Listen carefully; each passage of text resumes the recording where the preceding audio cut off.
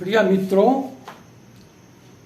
प्रिय बंधुओं, Amba astro world में मैं आपका पुनः स्वागत करता हूं और पुनः आज मैं एक ज्योतिषीय वार्ता करूंगा।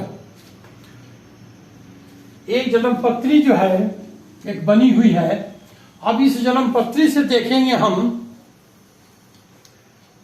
कि जिस जातक की जन्मपत्री है वो क्या पोजीशन रखा। ग्रहों के जो बैठे हुए हैं ग्रहों, उनको क्या दिया फ्रूटफुल रिजल्ट, क्या कहां पर क्या फ्रूटफुल रिजल्ट दिया और किस तरह से उन्होंने अपने उच्च शिखर पर पहुंचे। तो ये जन्मपत्री जो है स्वतंत्र भारत के प्रथम राष्ट्रपति का है और इनका जन्म जो है, डेट ऑफ बर्थ जो है 1884 में है। इनका जन्म जो है बिहार प्रांत की जिला देही में हुआ था।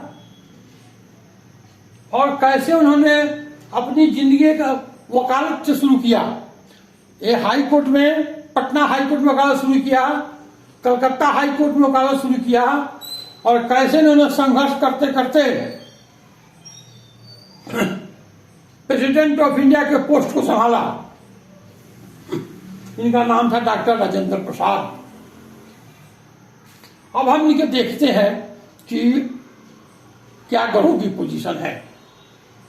अब देखिए, हम सबसे पहले क्या करते हैं कि इंदु लगन निकालते हैं। क्यों कि जब इन्होंने बैरिस्ट्री शुरू किया था, वकालत शुरू किया था, तो वो देखिए ये 84 में है और लगभग 1914 में इन्होंने वकालत शुरू किया था और उस समय इनकी आमदनी हजारों में थी और बहुत कम दिन में ये नामी वकीलों में इनकी गणना होने लगी थी। अब हम देखते हैं इंदु लगन क्या कहता है इनकी। अब देखिए, जैसे ये जन्मपत्री है 9 नंबर से शुरू है, तो इंदु लगन की क्या कहता है। फर्स्ट में लग्न से नवम जो राशि उदित हो रही है, ग्रह बैठा हुआ छोड़ दीजिए, लग्न से नवम जो राशि उदित हो रही है उसको हम लेंगे। तो लग्न से जो नवम राशि उदित हो रही है सिंह राशि है, तो हमने सिंह राशि का लॉर्ड क्या है, लॉर्ड ऑफ 9th हाउस लग्न से and lord of 9th house चंद्र से। तो लग्न से 9th हाउस का लॉर्ड सूर्य है, क्योंकि सिंह राशि है तो यहां सूर्य इस हाउस का मालिक हुआ, तो हमने सूर्य लिख दिया। फिर चंद्र या चंद्र कुंडली से या चंद्र से नवम, देखिए यहां 7 है, यहां 7 पड़ेगी, 1 2 3 4 5 6 7 8 और 9। तो चंद्रमा से नवम, यहां 10 नंबर लिखा हुआ है, मकर राशि है, तो मकर राशि का लॉर्ड शनि होता है। तो हमने लिख दिया सूर्य प्लस शनि। अब ग्रहों की कला क्या है, देखिए यहां लिखा हुआ है, सूर्य का 30 है, चंद्रमा का 16 है। उसके बाद क्या करेंगे, इस एक को हटा लिखकर लिख दीजिए 6, मंगल का 6, बुध का उसमें 2 से 8, बृहस्पति का 10, शुक्र का 12 और शनि का 1। याद करने में आसानी होती है। तो शनि का 1 है, तो 30 प्लस 1 31। यह 12 से ज्यादा है, या 12 भी हो तो 12 से भाग देंगे तो नीचे कुछ नहीं बनेगा, तो 12 का 12 ही रह जाएगा। अब हम इसमें 12 से भाग देंगे। अब देखिए यहां से हम 12 से भाग दे दिया तो बचा कितना, 7th। अब 7th हाउस हम ले लेंगे चंद्रमा से, तो चंद्रमा से 7th हाउस ही है। यह इनका जो हुआ सो इंदु लग्न हुआ। इंदु लगन बन गया और इंदु लगन का लॉर्ड क्या है, मंगल है। और इंदु लगन में बैठा क्या है, रवि बैठा हुआ है। तो मैं पहले ही बता चुका हूं कि इंदु लग्न में यदि कोई क्रूर ग्रह बैठता है तो जिंदगी के आधा पड़ाव के बाद उनकी नेम और फेम होती है। अब देखिए रवि क्या है, इंदु लग्न में बैठा हुआ है और सूर्य आत्मा कारक ग्रह है। यहां पर आत्मा कारक ग्रह कौन होता है, इसके लिए आप जन्म पत्र में सभी ग्रहों की डिग्री को देखिए। जो सबसे ज्यादा डिग्री में होगा, जो ग्रह सबसे ज्यादा अंशों पर होगा, वही आत्मा कारक ग्रह होगा। तो यहां रवि जो है यहां इंदु लग्न में बैठा हुआ है और यह आत्मा कारक ग्रह है। तो देखिए रवि क्या तो बड़ा क्रूर ग्रह है, पाप उभम रवि के, तो यह क्रूर ग्रह में पापी ग्रह में आता है। तो यहां क्या दिया इनको, पैसा खूब कमाए मगर वकालत को छोड़ दिया, गरीबों दीनहीनों को मदद किया, स्वतंत्रता सेनानी के रूप में काम किया, कितने बार जेल गए और अंतोगत्वा ये जो है प्रेसिडेंट ऑफ इंडिया के पोस्ट को संभाला, स्वतंत्र भारत के प्रथम राष्ट्रपति के पोस्ट को संभाला। अब देखते हैं कि इंदु लग्न का लॉर्ड कहां है।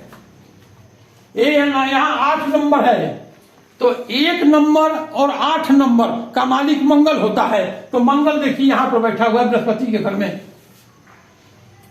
जैसे नॉर्मल बात कीजिए तो ये लग्न है तो यह धन भाव है, यहां का लॉर्ड यहां चला जाएगा तो बहुत फुटफुट जल जाता है धन के मामले में। यदि इंदु लग्न का बना देंगे तो इंदु लग्न का जो लॉर्ड है अपने से दूसरे स्थान में गया है, यह लगन है तो यह धन भाव है इंदु लग्न के लिए। तो देखिए इंदु लग्न 8 परिवृत्ति हुई, यहां का लॉर्ड मंगल है और अपने इंदु लग्न से सेकेंड हाउस में गया, तो धन के आसार अच्छे होते हैं।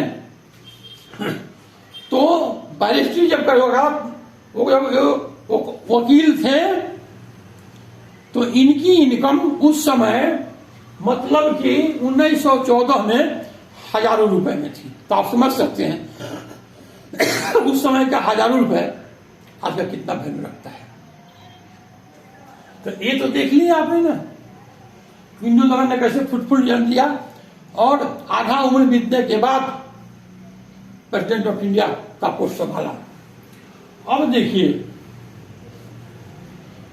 दूसरी बात, मैं पहले ही बता चुका हूं, लग्नम बलम सर्व बलेषु प्रधानम। लग्न का बल जरूर देखना चाहिए, साथ साथ लग्नेश की पोजीशन को भी देखना चाहिए, बहुत अच्छा होता है लग्नेश के पोजीशन को भी देखना। लग्न यदि आपका 10 डिग्री से लेकर 20 डिग्री के बीच में होगा तो लग्न मजबूत हो जाएगी। तो इनका लग्न जो है सो 12 डिग्री का है, लग्न मजबूत है। और अब हम देखते हैं कि लग्नेश की पोजीशन कैसी है। यहां इस लग्न का लॉर्ड जो है बृहस्पति है, गुरु है, 9 और 12 यहां लिखा हुआ है। तो फर्स्ट हाउस का लॉर्ड एंड 4th हाउस का लॉर्ड बृहस्पति हुआ। और बृहस्पति कहां बैठा हुआ है, इसको भाग्य भाव भी बोलते हैं, त्रिकोण भी बोलते हैं। और त्रिकोण में जो है ना सबसे बलवान है, इससे ज्यादा बली ये होता है। तो देखिए केंद्र का मालिक त्रिकोण में, या ऐसे हाँ यह त्रिकोण भी है केंद्र भी है, या यहां जब है इसको केंद्र मानेंगे तो ये त्रिकोण हो गया, या त्रिकोण का मालिक त्रिकोण में, केंद्र का मालिक केंद्र में।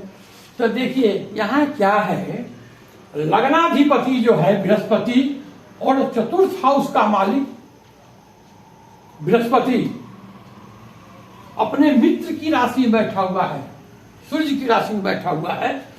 और सबसे यदि देखा जाए तो सबसे बड़ी त्रिकोण 9th हाउस है और भाग्य भाव भी है।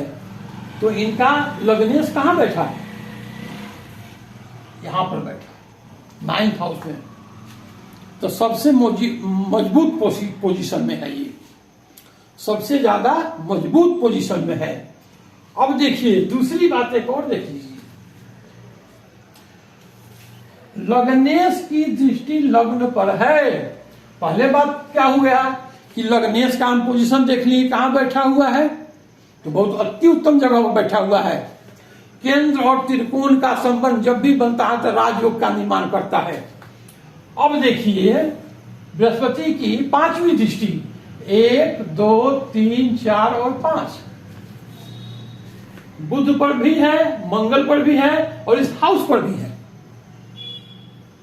हालांकि 5वीं दृष्टि इसके हाउस पर तो होगी ही होगी।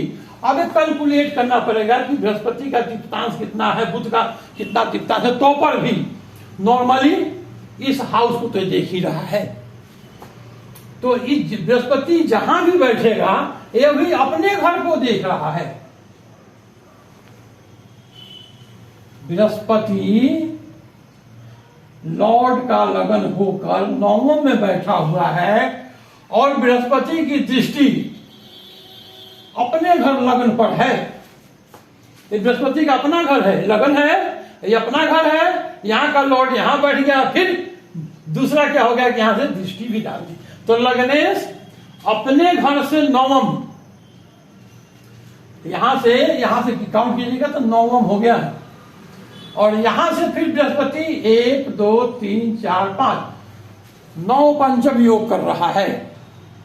एक तरफ से 9th है तो दूसरे से पंचम है, अपने घर से 9वें स्थान पर है।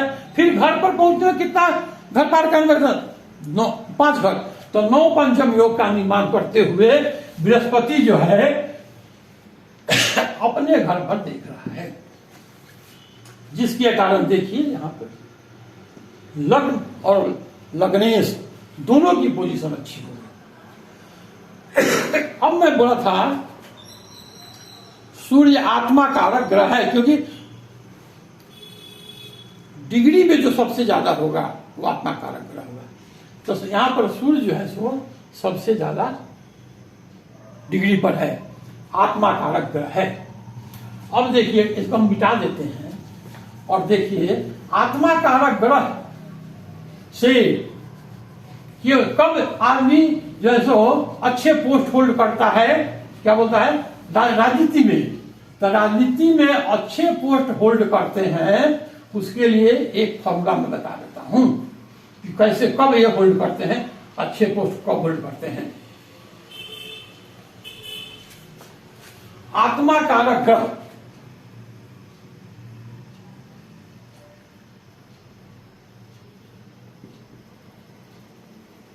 यदि आत्मा कारक ग्रह सूर्य हो जाए तो ये लोग देश सेवा करते हैं, राजनीति में जाते हैं। या यदि आत्मा कारक ग्रह कोई और, मान लें कि बुध है, शनि है, मंगल है, चंद्रमा है, मान लीजिए चंद्रमा है, आत्मा कारक है, चंद्रमा सबसे अधिक डिग्री पर है। चंद्रमा से आगे शुक्र हो जाए या सूर्य हो जाए या दोनों हो जाए तो बहुत बड़ा राजयोग लगाता है ये। और ऐसे लोग राजनीति में जाते हैं और ऊंचे पोस्ट को होल्ड करते हैं, राजनीति में ऊंचे पोस्ट को होल्ड करते हैं। तो देखिए यहां पर आत्मा कारक ग्रह क्या है, खुद रवि है। अच्छा, यदि रवि नहीं होता, आत्मा कारक ग्रह चंद्रमा होता, मंगल होता, बृहस्पति होता और उसके आगे शुक्र या सूर्य होता है या दोनों होते हैं। एक ग्रह होने पर यदि दोनों ग्रह हो जाए तो बहुत अच्छा है, मगर एक ग्रह भी हो जाए तो ऐसे लोग राजनीति में ऊंचे पोस्ट पर जाते हैं। इस जन्म पत्री में आत्मा कारक ग्रह जो है सो रवि खुद है, मित्र राशि में बैठा हुआ है और उस मित्र राशि जिस राशि में बैठा हुआ उसका हिंदू लगन से सेकंड में है। बृहस्पति की इस पर दृष्टि है तो सब मामलों में देखिए इनके अच्छे पोजीशन है। अब देखिए, ये तो हमने बता दिया कि क्यों इन्होंने राजनीति में क्यों गए, और जो है सो कि पीछे इतने ऊंचे पोस्ट क्यों होल्ड किए। इनकी ब्रेन बहुत शार्प थी, डॉक्टरेट की उपाधि थी उस समय, इनके पास डॉक्टरेट की उपाधि थी, आप समझ सकते हैं। तो अब हम एजुकेशन की भी थोड़ी बात कर लेते हैं कि एजुकेशन कैसे देखते हैं। अब देखिए,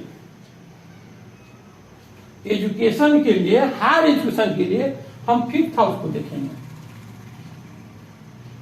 5th हाउस को देखेंगे, और ओवरऑल एजुकेशन के लिए हम 4th हाउस देखेंगे। तो 4th हाउस का लॉर्ड देखिए बृहस्पति यहां पर है। कहां पर है? केंद्र का सामने त्रिकोण में है। तो क्या हो गया? नॉर्मल एजुकेशन के लिए केंद्र और त्रिकोण 4th + 9, तो केंद्र और त्रिकोण का संबंध जब बन गया, और वो भी बृहस्पति अपने मित्र की राशि में बैठा हुआ है, और इनके जन्मपत्री में बृहस्पति, शुक्र और शनि, बृहस्पति, शुक्र और शनि उच्च नवांश में हैं। तो 4th + 9 क्या हुआ? केंद्र और त्रिकोण का संबंध बन गया, गुड एजुकेशन।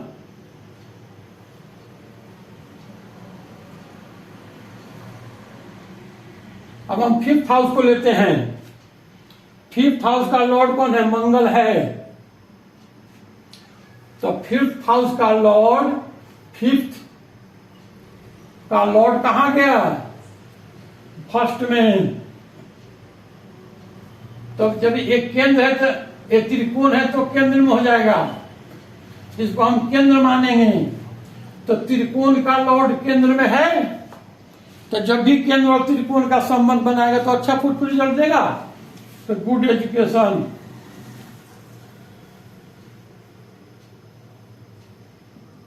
अच्छी एजुकेशन दिया इसने। अब देखिए, इंदु लगन तो यहां है, और उसका लॉर्ड इंदु लगन से 2nd हाउस में तो है, बहुत अच्छी बात है। अब देखिए, लग्नेश, और ये क्या है? धनेश। 1st house and 2nd house. 1st house का लॉर्ड कौन है? यदि 1st हाउस और 2nd हाउस में किसी प्रकार का भी संबंध स्थापित हो जाए तो आदमी धन के मामले में अच्छा रखता है वो। तो 1st house + 2nd house, 1st house का लॉर्ड बृहस्पति, 2nd हाउस का लॉर्ड शनि, क्या दोनों में संबंध है? एकदम संबंध है, दृष्टि संबंध स्थापित हो रहे। शनि की 7वीं दृष्टि यहां है, यहां पर है, लग्न पे है वो भी, और यहां और लग्न की दृष्टि 7वीं यहां पर है, उसके बाद भी छोड़ दीजिए। अब हम जो दृष्टि संबंध है, शनि तीसरी दृष्टि से 1 2 3, शनि जो है सो दृष्टि संबंध बना रहा है। यहां शनि तीसरी दृष्टि से यहां पर 9वें भाव में बैठे हुए बृहस्पति को देख रहा है, तो ये बोलते हैं हम दृष्टि संबंध। तो दोनों में संबंध बन गया, 1st हाउस का लॉर्ड और 2nd हाउस के लॉर्ड में संबंध स्थापित हो गया, जिसके कारण धन की कोई कमी नहीं थी। ये बहुत ही वेल टू डू फैमिली से थे, और आज भी इनका जहां जन्म स्थान है वहां पर भव्य बिल्डिंग बनी हुई है। इनकी बिल्डिंग क्या है? किला है, इनके पुरखों ने बनाया था। तो घर से कोई कमजोर आदमी नहीं थे, his family was well to do. तो धन की इनके आसार कमी नहीं थे। और प्रेसिडेंट ऑफ इंडिया में तो पावर की तो कोई बात ही नहीं थी। जो इंडिया के प्रेसिडेंट ऑफ इंडिया तो क्या कितनी पावर भी आप समझ सकते हैं। अब देखिए कितने योग है इनमें। गज केसरी योग, चंद्रमा, चंद्र लगन की कुंडली बनाएंगे तो चंद्रमा यहां हो जाएगी, फर्स्ट हाउस हो जाएगा। 1 2 3 4 चंद्रमा से चतुर्थ है तो चंद्र कुंडली में यहां है चंद्रमा, यहां है बृहस्पति। तो चंद्रमा से यदि बृहस्पति केंद्र में हो तो गज केसरी योग,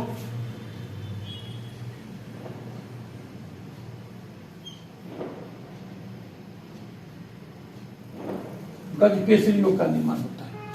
यहां गज केसरी योग का निर्माण हो गया। ये जन्मपत्री जो है ना ग्रहों की, लोग कहते हैं कि ये जन्मपत्री क्या है, ग्रहों क्या है, लोलुप्त है। लोलुप्त नहीं है, हमें देखने नहीं आता है, हम उतने विद्वान नहीं हैं। ग्रहों का अध्ययन कीजिए तो आपको पता चलेगा कि कौन आदमी कैसा है।